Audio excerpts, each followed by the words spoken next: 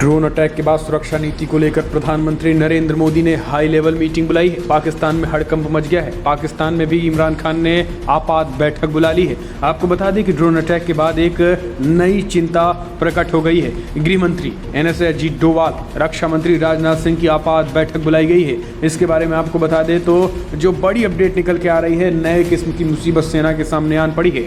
दरअसल आपको बता दें जो ड्रोन अटैक करवाया गया है, ये पाकिस्तान से करवाया गया है। इस बात को तो लगभग पुख्ता प्रमाण मिल चुके हैं, क्योंकि सीमावर्ती इलाके में 300 से ज़्यादा ड्रोन एक्टिव हैं। और दूसरी तरफ आपको बता दें कि ये ड्रोन ना ज़्यादा ऊंचाई में रहता है और ना ही ज़्यादा नीचे रहता है, यानी नीचे से भी ये ड्रोन नहीं दिखाई देता है और ना ही ऊपर से रडार सिस्टम में आ पाता है, जिस वजह से इस ड्रोन को पकड़ पाना बहुत मुश्किल का सामना करना पड़ रहा है। और ये ड्रोन उसी सिचुएशन में दिखाई देता है जब वो अटैकिंग मोड में नीचे आ जाता है, यानी जब वो अपने बम को गिराने, बारूद को गिराने, अपने निशाने को हिट करने होता है, तभी वो दिखता है। ऐसे में फायरिंग के आदेश तो सेना को दे दिए गए हैं, लेकिन उसके बावजूद ये काफ़ी चिंता की बात है, क्योंकि कभी भी सेना के कैंपों पर इस तरीके के अटैक करके पूरी की पूरी कैंप को उड़ाया जा सकता है। ऐसे में ये नई समस्या से निपटने के लिए प्रधानमंत्री नरेंद्र मोदी ने आपात बैठक बुलाई है, जिसमें हाई लेवल मीटिंग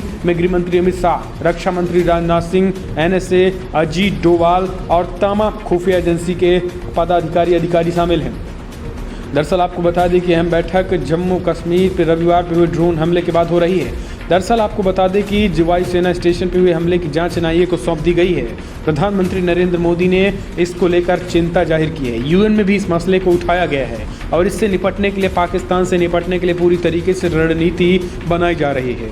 इसको लेकर UN में भी भारत ने पाकिस्तान पर ही लताड़ लगाई थी और कहा था कि आतंकवाद को लेकर जिस तरीके से ये अटैक कराया जा रहा है, ये केवल और केवल झुंझलाहट है जम्मू कश्मीर की शांति को लेकर। जिस तरीके से जम्मू कश्मीर में शांति बढ़ रही है, आर्टिकल 370 हटाए जाने के बाद जम्मू कश्मीर में शांति की तरफ बढ़ रहा है, विकास की तरफ जम्मू कश्मीर बढ़ रहा है। पत्थरबाजी सरेंडर हो गए हैं, अब वो पत्थरबाजी ना करके मुख्य धारा में धीरे धीरे लौट रहे हैं और ये पाकिस्तान से हजम नहीं हो रहा है। इसलिए जम्मू कश्मीर को अस्थिर करने के लिए अभी तक जो घुसपैठ कराने में नाकाम हुए, तो अब ड्रोन वाली साजिश पाकिस्तान रचने लगा है। इसी को देखते हुए PM मोदी ने आपात बैठक बुलाकर पाकिस्तान को मुंहतोड़ और करारा जवाब देने की तैयारी की जा रही है। देश में खुफिया एजेंसियों के तमाम अधिकारी समेत रक्षा मंत्री राजनाथ सिंह, गृह मंत्री अमित शाह, NSA अजीत डोवाल समेत थल सेना के अध्यक्ष भी शामिल हैं।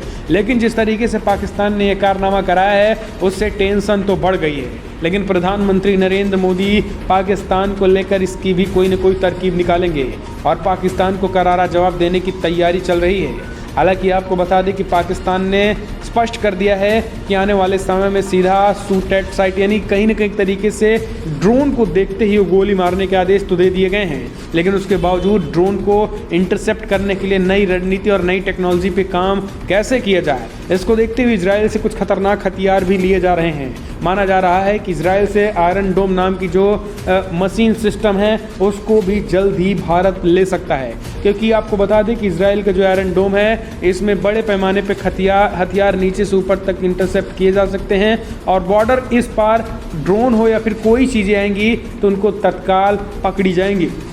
इस वजह से आपको बता दें, और उससे आयरन डोम से मारने में भी, यानी उन चीज़ों को तबाह करने में भी आसानी होगी।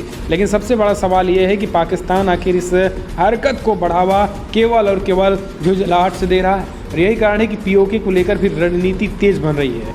POK को लेकर फिर रणनीति बन रही है, इससे भी वो बौखलाया और झुंझलाया हुआ है। तो दोस्तों, आप इसको तो कैसे देखते हैं? अगर आप भी मानते हैं कि मोदी सरकार पर इससे मजबूत कदम उठाकर अब सीधे पाकिस्तान पर आर पार का वार करना चाहिए, तो कमेंट के माध्यम से आप अपने सुझाव देना ना भूलें। और अगर आप भी POK पे कब्जे की मानते हैं तो कमेंट के माध्यम से अपने राय देना न भूलें।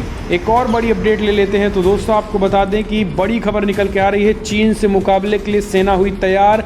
2 लाख सैनिकों की तैनाती लद्दाख सीमा पर भी कर दी गई है। दरअसल चीन और पाकिस्तान में भी तनाव काफ़ी बढ़ रहा है। रक्षा मंत्री राजनाथ सिंह ने हालिया दौरा किया और हालातों का जायजा लिया, और उसके बाद निर्णय जो पहुंचा है, निर्णायक भूमिका में ये है कि फिलहाल 50,000 के करीब और सैनिकों की तैनाती बढ़ा दी गई है। तो दोस्तों, टोटल चीन से सटे इलाकों में 2 लाख के करीब सैनिकों की तैनाती कर दी गई है। जिस वजह से अपने आप में ऐतिहासिक और कहीं न कहीं चीन और पाकिस्तान को करारा जवाब देने के लिए पूरी तैयारी तेज हो गई है। सीमा पर रक्षा मंत्री राजनाथ सिंह ने कहा है कि बॉर्डर रोड ऑर्गेनाइजेशन बड़े पैमाने पर न केवल रोडों को कंस्ट्रक्शन कर रहा है बल्कि BRO ऐसे बड़े पुलों को काट कर सड़क निकाल रहा है और 2 इलाकों में जहां सेना नहीं जा पाएगी, सेना की गाड़ियां, वहां पे ब्रिजों का निर्माण चीन से सटे इलाके तक कर रहा है। अक्साई चीन तक भी बॉर्डर रोड ऑर्गेनाइजेशन का काम जारी है। यही कारण है कि चीन पूरी तरीके से बौखलाया है। चीन भी सेनाओं की तैनाती तेजी के साथ बढ़ा रहा है। चीन अभी तक जहां पे चीन के 1.5 लाख के 70,000 के करीब सेनाएं की मौजूद थी, वहाँ 1 लाख कर दिए हैं। जहाँ पे 25,000 थी वहाँ 50,000 कर दिए हैं। तो दोस्तों 1.5 लाख के करीब चीन की सेना की भी सैनिकों की तैनाती बढ़ रही है। यहाँ से लेकर अरुणाचल तक सेना ही की तैनाती बढ़ा रहा है। सबसे बड़ी बात यह है कि वो एयरबेस भी बड़े पैमाने पे बना रहा है। यानी चीन केवल और केवल हवा से हवा में मार करने की तैयारी कर रहा है। इसी को देखते हुए फिलहाल थल सेना को बढ़ाया जा रहा है और बड़े पैमाने पर भारत में भी मिसाइलों का परीक्षण हो रहा है। क्योंकि एक बात तो तय है दोस्तों कि इस बार के जो अटैक होगा, अगर इस बार युद्ध हुआ भी तो फिर वो थल सेना के बीच नहीं होगा। और ये भारत सरकार भी अच्छी तरीके से पता है, क्योंकि इस बार का जो अगर युद्ध हुआ, चीन से युद्ध हुआ, तो कहीं ना कहीं हवा में हवा ही से ही चलेगी। यही कारण है कि सैनिकों की तैनाती के साथ साथ भारत वायुसेना को मजबूत करने में पूरी तरीके से जुट चुकी है। राफेल पहला एक तरीके से मजबूती के लिए पहला ही बात है। दूसरी तरफ S-400 मिसाइल, तीसरी तरफ अग्नि मिसाइल के साथ साथ तमाम मिसाइलों को तेज़ी के साथ परीक्षण किया जा रहा है। और इन मिसाइलों के परीक्षण के बाद पाकिस्तान भी सरेंडर होता दिख रहा है। पाकिस्तान की बोली भी धीरे धीरे बदली नजर आ रही है। पाकिस्तान और चाइना एक तरीके से भारत को आंख दिखा रहा था और भारत से टकराने के हर कदम पे वो कहीं न खुल के भारत के खिलाफ रणनीति तैयार कर रहा था, अब वो सरेंडर होता दिखाई दे रहा है। ब्लूमबर्ग की रिपोर्ट के अनुसार मामले में आपको बता दें कि मामले में परिचित 4 लोगों ने बताया है कि पिछले कुछ महीनों में भारत ने चीन से लगी अपनी सीमा के साथ 3 अलग अलग क्षेत्रों में सैनिकों और लड़ाकू जेट्स और स्क्वाड्रनों को तैनात कर दिया है। कुल मिलाकर भारत के लगभग 2 लाख जवान बॉर्डर पर जमे हुए हैं। 2 लोगों ने बताया है कि ये संख्या पिछले साल की तुलना में 40% अधिक है। बॉर्डर पर भारत की पहले सैन्य उपस्थिति का उद्देश्य चीनी सेनाओं की चाल को रोकना था। अब नई नीति की बात करें तो फिलहाल तैनाती भारतीय कमांडरों को ऑफेंसिव डिफेंसिव के रूप में जाने वाली रणनीति है। इस बीच आपको बता दें कि चीन पर हमला करने और उसके क्षेत्र पर कब्जा करने के लिए अधिक विकल्प दबाव पर दे रहा है। तो दोस्तों आपको बता दें ब्लूमबर्ग की रिपोर्ट ने भी कहा है कि 2 लाख के करीब सेना की तैनाती हुई है। तो दोस्तों टकराहट की सिचुएशन बढ़ गई है। फिलहाल बड़ी खबर में इतना ही, लेकिन अगर आपको वीडियो पसंद आया तो लाइक करें, शेयर करें, कमेंट के माध्यम से सुझाव देना ना भूलें। इस वीडियो में इतना ही। जय हिंद, जय भारत।